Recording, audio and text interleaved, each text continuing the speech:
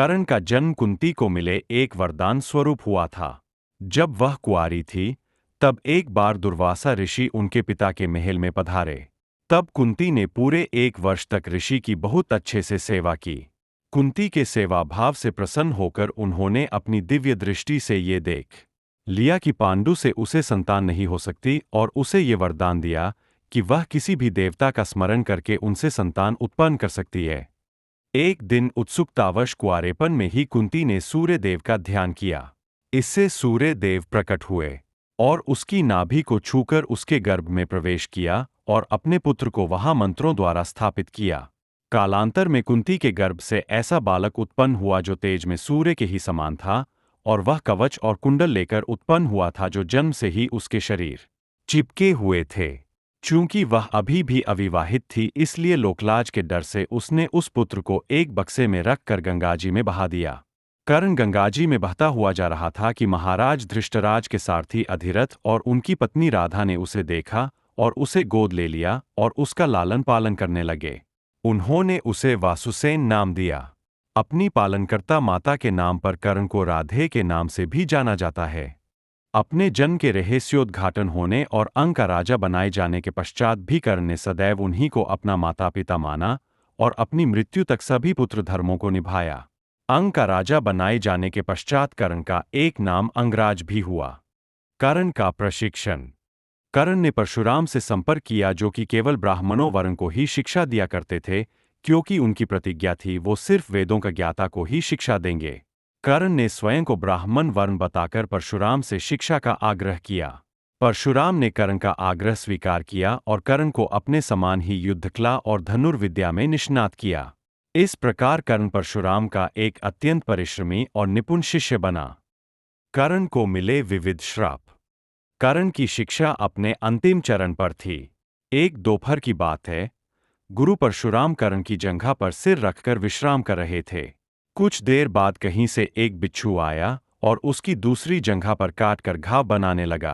गुरु का विश्राम भंग न हो इसलिए कर्ण बिच्छू को दूर न हटाकर उसके डंक को सहता रहा।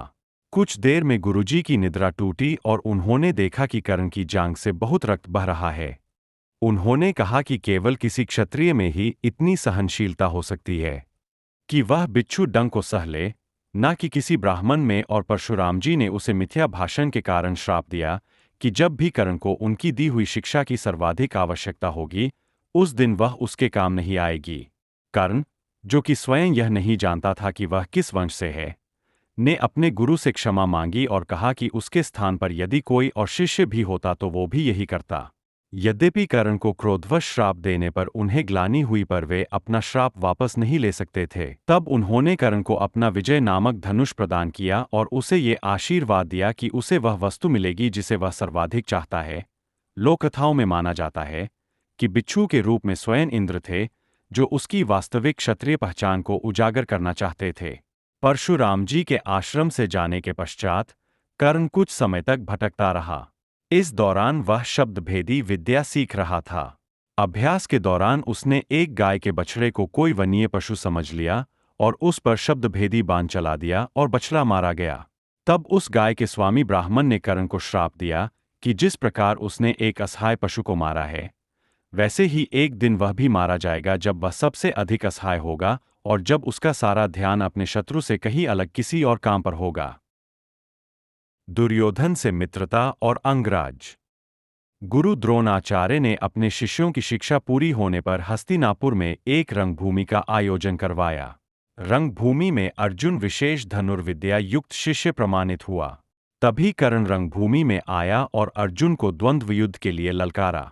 तब कृपाचार्य ने कर्ण के द्वंद्व युद्ध को अस्वीकृत कर दिया और उससे उसके वंश और साम्राज्य के विषय में पूछा, क्योंकि द्वंद्वयुद्ध के नियमों के अनुसार केवल एक राजकुमार ही अर्जुन को, जो हस्तिनापुर का राजकुमार था, द्वंद्वयुद्ध के लिए ललकार सकता था। तब कौरवों में सबसे ज्येष्ठ दुर्योधन ने कर्ण को अंगदेश का राजा घोषित किया, जिससे वह अर्जुन से द्वंद्वयुद्ध के योग्य हो जाए। जब कर्ण ने दुर्योधन से पूछा कि वह उससे इसके बदले में क्या चाहता है, तब दुर्योधन ने कहा कि वह केवल ये चाहता है कि कर्ण उसका मित्र बन जाए। कर्ण दुर्योधन का एक निष्ठावान और सच्चा मित्र था। यद्यपि वह बाद में दुर्योधन को प्रसन्न करने के लिए द्यूत क्रीड़ा में भागीदारी करता है, लेकिन वह आरंभ से ही इसके विरुद्ध था। कर्ण शकुनी को पसंद नहीं करता था और सदैव दुर्योधन को यही परामर्श देता है कि वह अपने शत्रुओं को परास्त करने के लिए अपने युद्ध कौशल और बाहुबल का प्रयोग करे, ना कि कुटिल चालों का। जब लाक्षागृह में पांडवों को मारने का प्रयास विफल हो जाता है, तब कर्ण दुर्योधन को उसकी कायरता के लिए डांटता है और कहता है कि कायरों की सभी चालें विफल ही होती है, और उसे समझाता है कि उसे एक योद्धा के समान कार्य करना चाहिए और उसे जो कुछ भी प्राप्त करना है, उसे अपनी वीरता द्वारा प्राप्त करे। चित्रांगद की राजकुमारी से विवाह करने में भी कर्ण ने दुर्योधन की सहायता की थी। अपने स्वयंवर में उसने दुर्योधन को अस्वीकार कर दिया और तब दुर्योधन उसे बलपूर्वक उठा कर ले गया। तब वहां उपस्थित अन्य राजाओं ने उसका पीछा किया, लेकिन कर्ण ने अकेले ही उन सबको परास्त कर दिया। परास्त राजाओं में जरासंध, शिशुपाल, दंतवक्र और रुक्मी इत्यादि थे। कर्ण की प्रशंसा स्वरूप जरासंध ने कर्ण को मगध का एक भाग दे दिया।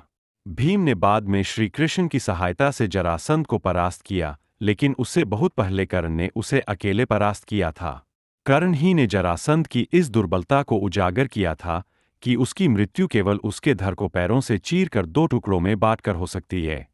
भीम द्वारा जरासंध को बार बार धड़ से अलग करने पर भी शरीर जुड़ जा रहा था। तभी श्री कृष्ण के कहने पर भीम ने शरीर के 2 हिस्सों को अलग अलग दिशा में फेंक दिया। कर्ण की उदारता और चरित्र। अंगराज बनने के पश्चात कर्ण ने यह घोषणा करी कि दिन के समय जब वह सूर्यदेव की पूजा करता है, उस समय यदि कोई उससे कुछ भी मांगेगा तो वह मना नहीं करेगा और मांगने वाला कभी खाली हाथ नहीं लौटेगा। कर्ण की इसी दानवीरता का महाभारत के युद्ध में इंद्र और माता कुंती ने लाभ उठाया। महाभारत के युद्ध के बीच में कर्ण के सेनापति बनने से एक दिन पूर्व इंद्र ने कर्ण से साधु के भेष में उससे उसके कवचकुंडल मांग लिए, क्योंकि यदि ये कवचकुंडल कर्ण के ही पास रहते तो उसे युद्ध में परास्त कर पाना असंभव था। और इंद्र ने अपने पुत्र अर्जुन की सुरक्षा को ध्यान में रखते हुए कर्ण से इतनी बड़ी भिक्षा मांग ली, लेकिन दानवीर कर्ण ने साधु भेष में देवराज इंद्र को भी मना नहीं किया और इंद्र द्वारा कुछ भी वरदान मांग लेने पर देने के आश्वासन पर भी इंद्र से ये कहते कि देने के पश्चात कुछ मांग लेना दान की गरिमा के विरुद्ध है, कुछ नहीं मांगा। इसी प्रकार माता कुंती को भी दानवीर कर्ण द्वारा यह वचन दिया गया कि इस महायुद्ध में उनके 5 पुत्र अवश्य जीवित रहेंगे और वह अर्जुन के अतिरिक्त और किसी पांडव का वध नहीं करेगा। और उसने वही किया। कर्ण ने अर्जुन के वध के लिए देवराज इंद्र से इंद्रास्त्र भी मांगा था, लेकिन वह यह भी जानता था कि अगर वह अर्जुन को मार देगा तो धर्म की हार होगी, इसलिए उसने धर्म की रक्षा के लिए अपने प्राणों का बलिदान दे दिया। द्रौपदी स्वयंवर। द्रौपदी के स्वयंवर में अनेक राज्य के राजकुमार आए। द्रौपदी के स्वयंवर के लिए एक परीक्षा घोषित की गई। इस परीक्षा में राजकुमारों को नीचे पड़े जल में देखकर ऊपर घूमती हुई मछली की आंख पर निशाना लगाना था। जो यह निशान लगाने में सफल होगा उसी से विवाह होगा। एक एक करके राजकुमार आगे आए, लेकिन उनमें से कोई भी निशाना लगाना तो दूर धनुष भी नहीं उठा पाए। यह सब देख द्रौपदी ने श्री कृष्ण जी से पूछा कि क्या यह परीक्षा कोई भी पर नहीं कर पाएगा। तब श्री कृष्ण जी ने द्रौपदी से कहा कि इस परीक्षा को 3 व्यक्ति सफलतापूर्वक पूरा कर सकते हैं। यह सुनकर द्रौपदी ने पूछा कि वे 3 व्यक्ति कौन हैं। तब श्री कृष्ण जी ने कहा कि पहला स्वयं है, दूसरा पांडव पुत्र अर्जुन और तीसरा महारथी कर्ण। वही सभा में सभी राजकुमारों का अपमान हो रहा था।